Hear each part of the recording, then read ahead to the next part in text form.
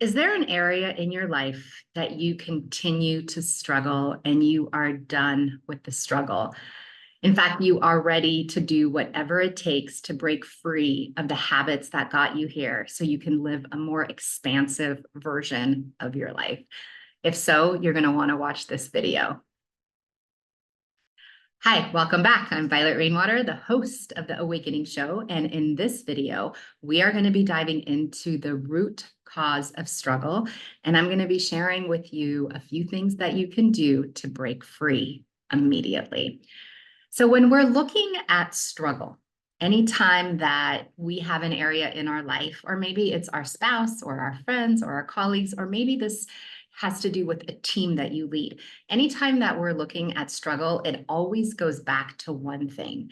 And this is something that I never realized. This was the one thing that held me back for so many years of operating at my peak level. Even though I had a lot of success, there were things that I had in my life, habits that I had that would constantly cause me to go one step forward, two steps back. And the one thing that I never learned is the root cause of that struggle. And so today we're going to be diving into what it really means to be programmed to struggle. That might be a term that you've heard. It might be a term that you've never heard. But in reality, each of us, every single one of us, had a certain period of our lives where our brains were developing. It was when our programming was happening, like literally our operating system, why we do what we do, the coping mechanisms, the habits. It all has to do with this period of time in our early years when our brains were being developed. And so a lot of what we're talking about here is neuroscience, which is the science of the brain. And the brain is something that I've shared with you guys. I never realized how powerful the brain was and how much it was really the root cause of whether we are successful in certain areas of our lives or if we continue to struggle in certain areas of our lives. And so I thought today it would be really powerful to share a little bit about what it looks like when you are programmed to struggle, because that is the story of my life. And for many years, I wasn't aware of the fact that I was programmed to struggle, programmed to go two steps forward, three steps back. And it wasn't until I had an awareness to this, and awareness is one of the principles, one of the practices in the awakening, the Alive method that we teach here on the Awakening Show. So you'll hear me talk a lot about that. But it was really this awareness to the root cause of my struggle where I was finally able to break free of those chains, break free of what it was that kept me stuck in the struggle. And so the awareness piece of it, that is the beginning of any changes that we can make. And in fact, it's something that I talk a lot about, that if you want to change anything in your life, you have to start by changing your level of awareness. And so before I had a level of awareness, what it really looked like is on the outside, I looked like I had it all together. But on the inside, it was these stories in my head and the coping mechanisms that I had to deal with the stories in my head that would constantly cause me to make choices that I would have to pay the price for, right? Like I didn't have the ability to think things through in a way that I now have. I now can because of the awareness factor. And so an example here would be that during my childhood, I often felt like I was on the outside looking in.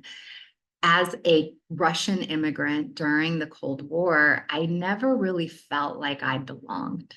I felt like I wasn't welcome.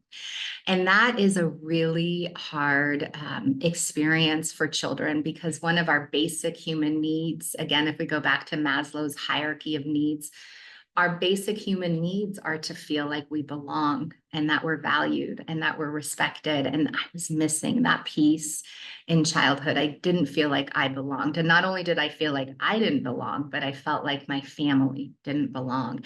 And I wanted more than anything to belong and feel like I was part of the group, the community, however, you want to look at it. And because I didn't have that, what it looked like when I was an adult is I had that same story in my head that I didn't belong, that I was always on the outside looking in, and that I wasn't welcome and that I wasn't liked.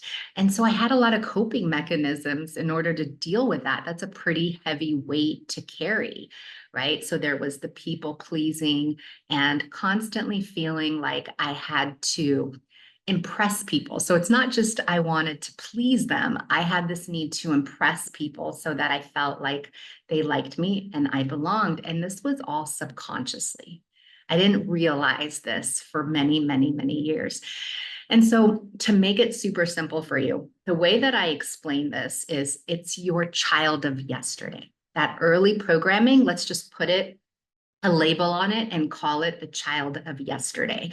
If you're a woman, it could be your girl of yesterday. That's what I call my girl of yesterday. If you're a man, it's your boy of yesterday. And essentially what that means is that is who comes and takes over when you are triggered. So when something happens and we go into survival mode, which many of us, the majority of us, operate in survival mode. Statistically, we see that so many of us are stressed and struggling, especially in the workplace. I think the latest numbers were like 78%. But what we don't realize is when we are in that state of stress, we're in survival mode. We literally have activated our sympathetic wing of our nervous system. That's our fight or flight or fawn or freeze. And in that situation, we literally revert back to that early programming, that reptilian brain. That's the only part of our brain that works when we are in survival mode. So I believe there are 9 parts to the brain, and 8 of them shut down when we are in survival mode, and only 1 part of our brain works, and that's the reptilian brain, which is the childlike brain. So essentially, the way that we learn to survive in childhood, so for me, I often didn't feel safe. The world was not a safe place for me, and it wasn't a welcoming place. I often felt, again, like I was on the outside looking in. And so because of that, there were coping mechanisms that I developed in order to feel safe. One of them being disassociation. If you've never heard of disassociation, it's essentially when you check out.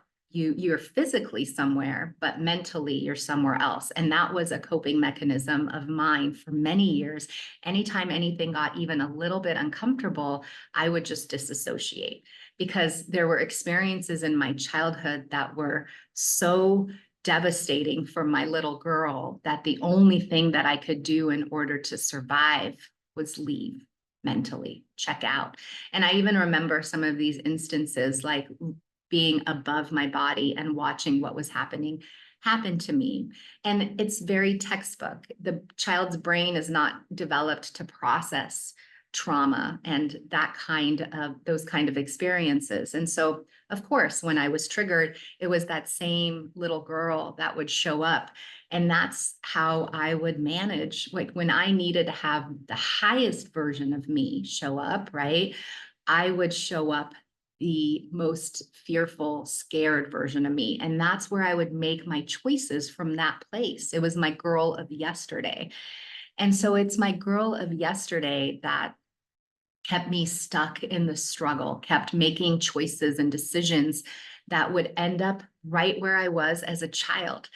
One of the things I heard recently, and it was so powerful, is that what you feel as a child is what you become as an adult. And so even though we can mask it with we can try, a lot of survivors are overachievers, because that's a coping mechanism. So even though on the outside we may look like we are accomplished and have it all together, oftentimes it's just a disguise. And that's what it was for me.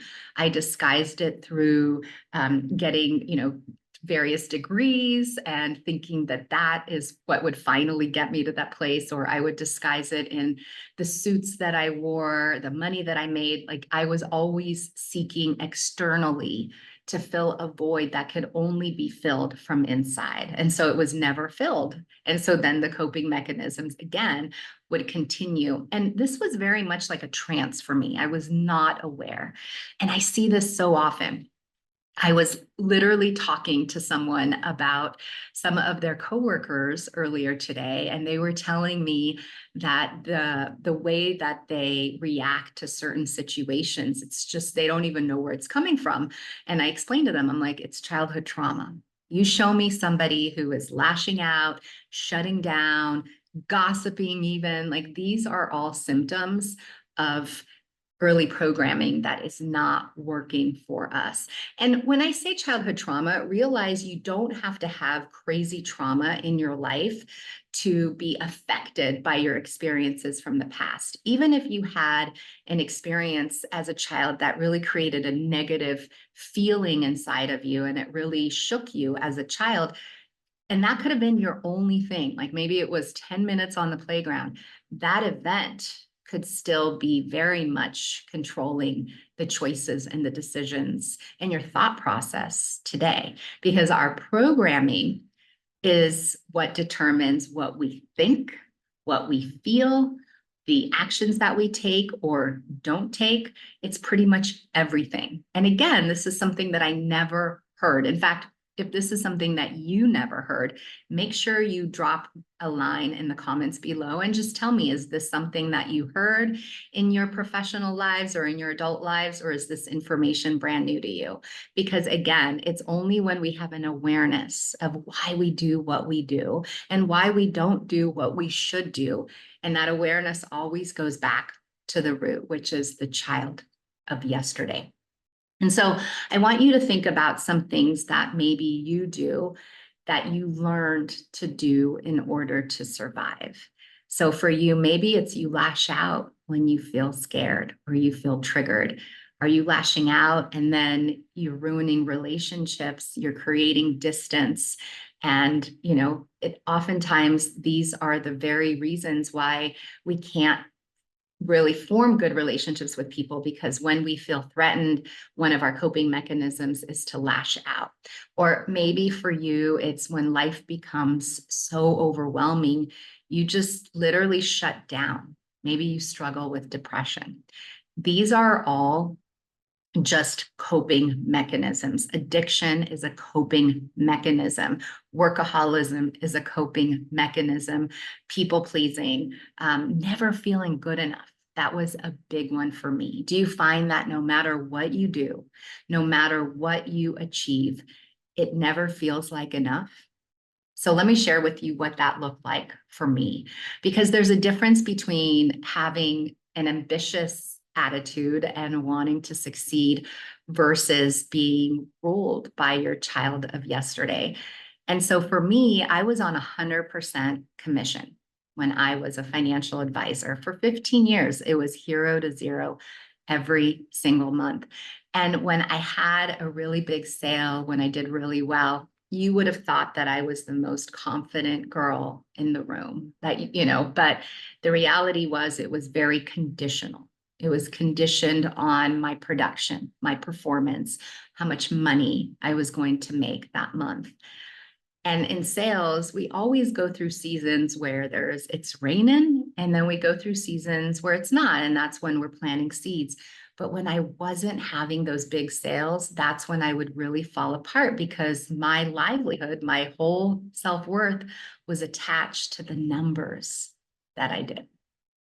And so what that would look like is I would always have to put in more hours than anyone else.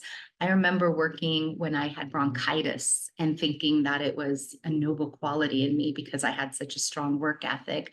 No, that's not what it was. It was a trauma response, because no matter what I did, I never felt good enough. So my first year in the business, I remember all I wanted to do was make six figures. Well, I made 170 my first year in the business. And I remember I didn't feel any different. Like I didn't feel any different than when I made half as much. And so my mind told me that I just had the wrong number. Like instead of, oh, well, maybe it's not the money. No, it's the wrong number. And I thought it was 200. Well, when I made 200, I thought it was 250.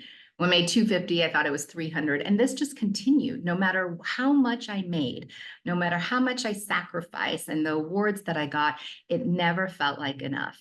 And I remember one year I had some crazy goal and I met it.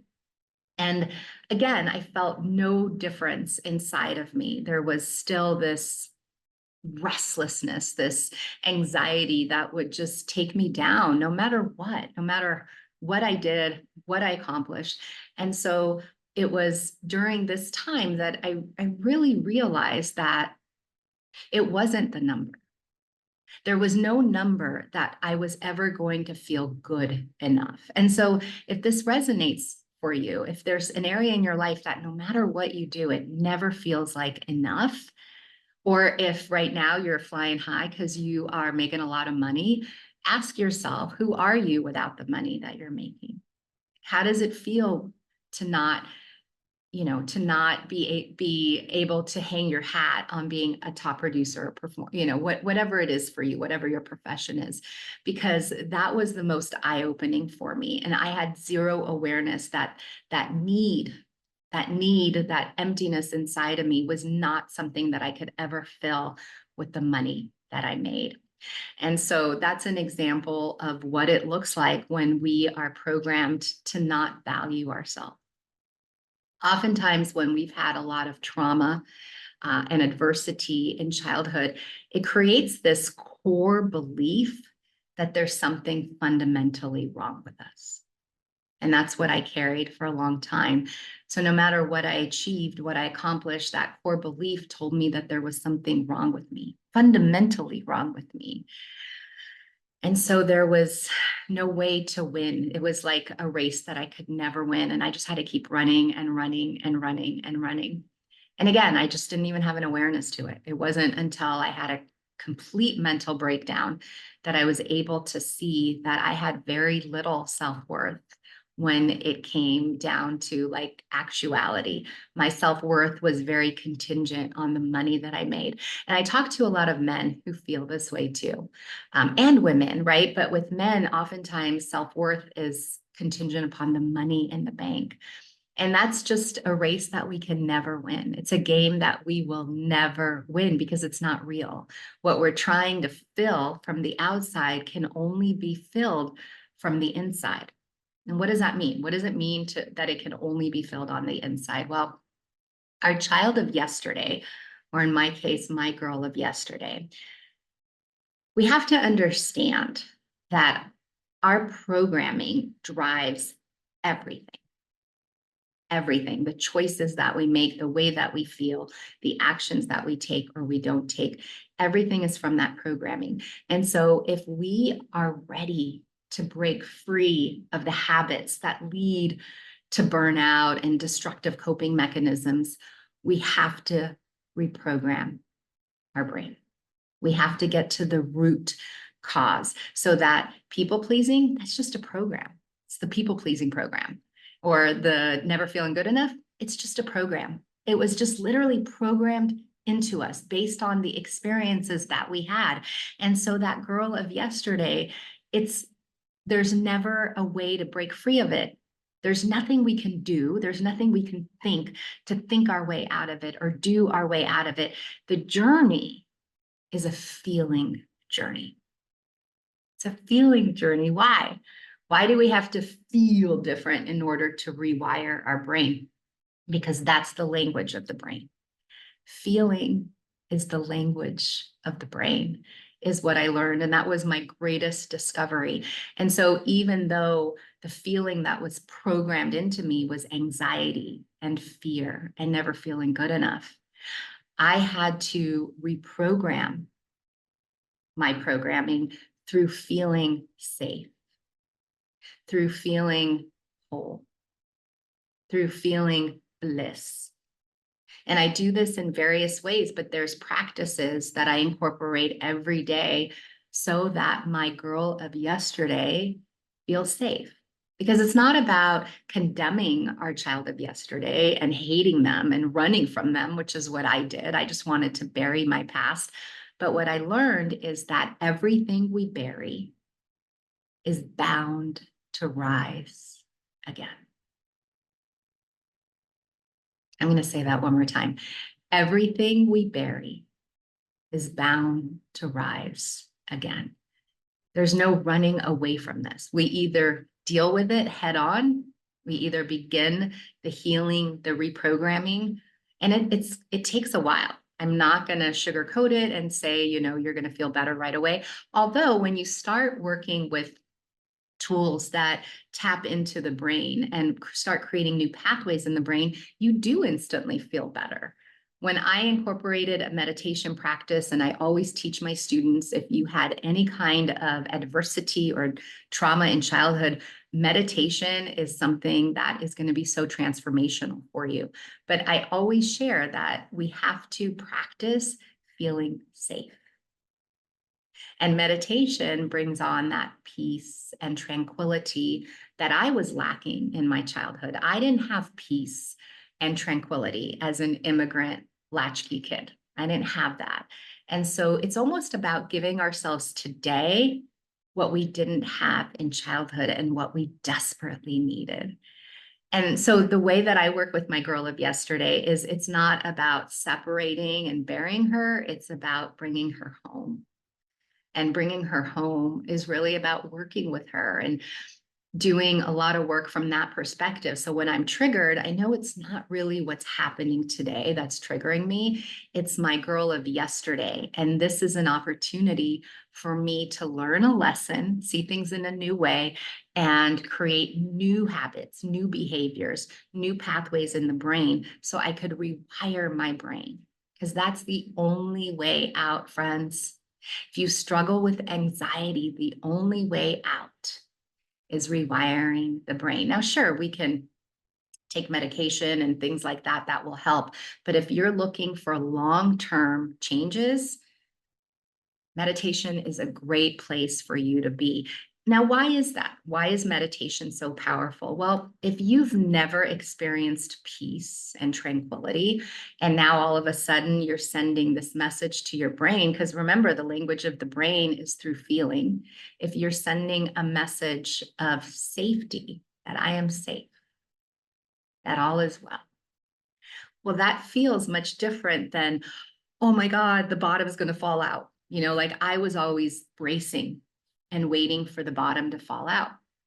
And so when I started incorporating a meditation practice, I started feeling differently because I would feel peace instead of anxiousness first thing in the morning. It was almost like I would replace it. It's like Newton's law of physics, right? No two vehicles can occupy space at the same time.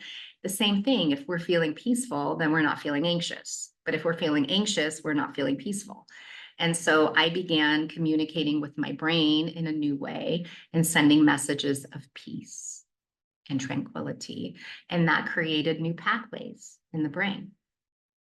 And when we create new pathways in the brain through repetition, so it's not just once or twice, that's why meditation is something that I incorporate on a daily basis, but maybe it's journaling, maybe it's walking in nature. There's a lot of ways to get to that peaceful state.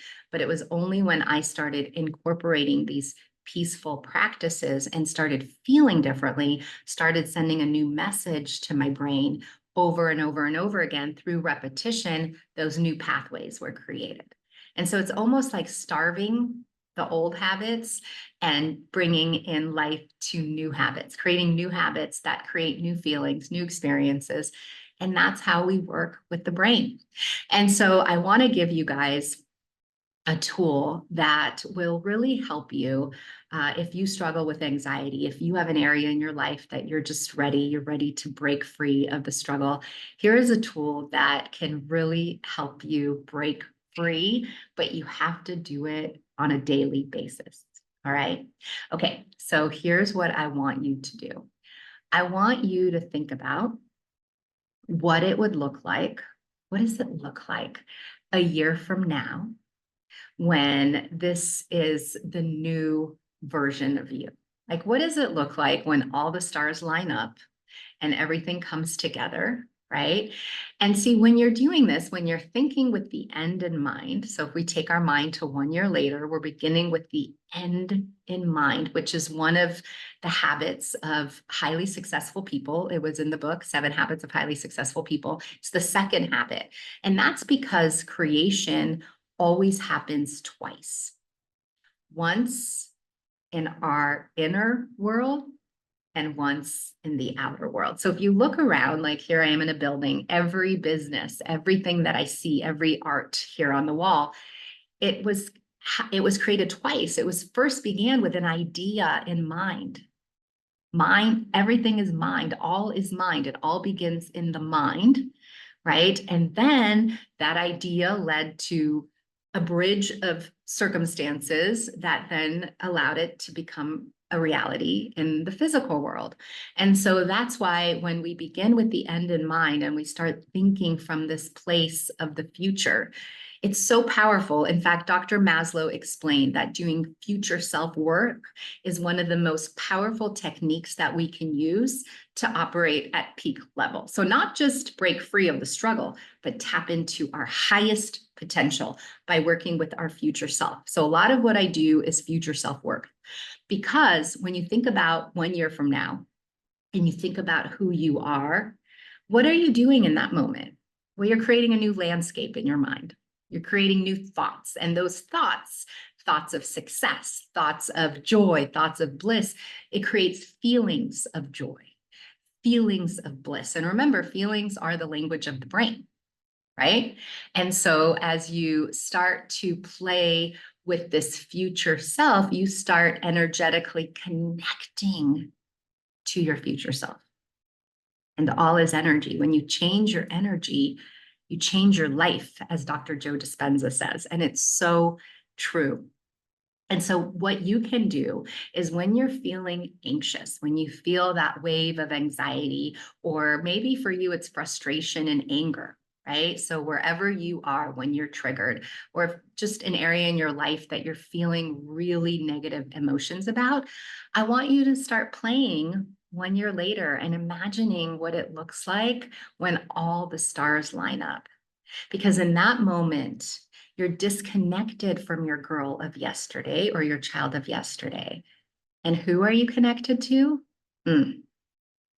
Your woman of tomorrow, your man of tomorrow, the person of tomorrow. In fact, it was Carl Rogers that brought this term, people of tomorrow, which is basically self-actualized people, what Maslow talked about. And so when you start connecting to your, in this case, it's me, so my woman of tomorrow, and disconnecting from my girl of yesterday. So it doesn't mean burying her. It just means I'm not coming from that mindset. I'm not thinking from my reptilian brain. I'm actually thinking from the highest faculties of my mind by connecting to my future self, because I move from being a student, right? So here I am a student this year that's coming up for me, but a year later, I've already accomplished it. I've already done it. I'm now the teacher. And so you're thinking from a whole different vantage point. And when we do that, again, we're changing our energy by changing our thoughts, changing our feelings, changing our energy. And that now becomes our point of attraction. And so make sure that you come back next week, because next week, we're going to be diving into this concept of the person of tomorrow, your woman of tomorrow, your man of tomorrow. And I'm going to share with you a way for you to unleash your highest, greatest self. Thank you all so much. That's all I got for you today. Make sure you come back next week as we continue diving into how you can break free of the habits that lead to burnout and unlock your highest, greatest potential. Thank you so much.